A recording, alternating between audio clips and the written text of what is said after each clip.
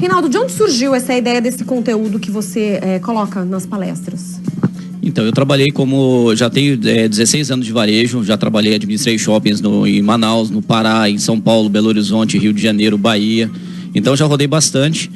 E eu falo que não é faculdade, não são as pós-graduações, não são as especializações. O maior aprendizado que eu tive na carreira até hoje foi num bate-papo, foi numa conversa informal com muitos lojistas do Brasil afora.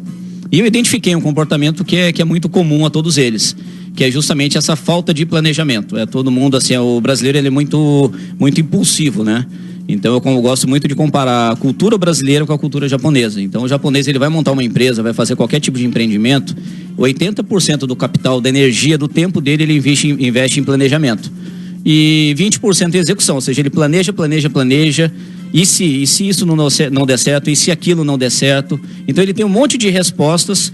Quando ele começa a execução, a coisa já está pronta já praticamente. E o brasileiro não. O brasileiro, vamos montar um restaurante, por exemplo. E 2 sócios lá, 2 amigos conversando, cada um tem um pouquinho do dinheiro. No primeiro dia do restaurante, poxa, quem que vai cozinhar? Então, ou seja, uma pergunta tão básica que era para ter sido pensada lá atrás. Se eles tivessem parado, conversado, planejado um pouquinho mais, eles já teriam essa prévia. E sem brincadeira, viu? Eu já vi lojista assim, inaugurando o restaurante e sem saber quem que ia para a cozinha para fazer os pratos. Parece brincadeira, mas assim, é realidade.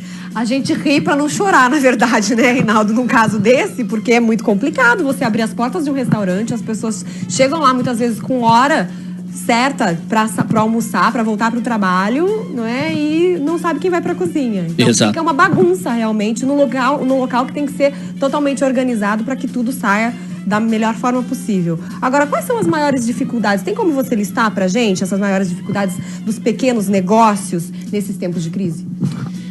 Principalmente a questão de organização e planejamento. Na verdade, eu acho que tudo vai acabar remetendo ao tema de planejamento. E eu gosto muito de dar exemplos muito simplistas, tá? Então, se você quiser, por exemplo, fazer malabarismo no sinal, não desmerecendo quem faz malabarismo no sinal, mas se você não tiver um certo planejamento, não entender ali o que você vai precisar, se vai ser de bolinha, de pino, de boliche, enfim, você precisa se planejar, precisa entender o que vai fazer.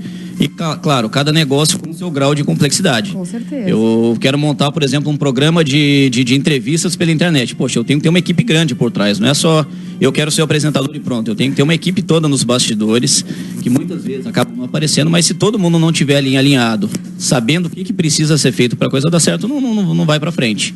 E é isso para o pequeno empreendedor. Todo mundo precisa desse nível de planejamento e é uma dificuldade que eu vejo bastante. E o que acontece? Quando você não está em época de crise, qualquer negócio que você monta vende bastante e a coisa vai dando certo. E quando a crise chega, ela traz com ela a recessão. O pessoal as pessoas seguram dinheiro, deixam de gastar, deixam de comprar, os comerciantes ficam um pouquinho mais apertados. E aí é que entra a questão do planejamento, entendeu?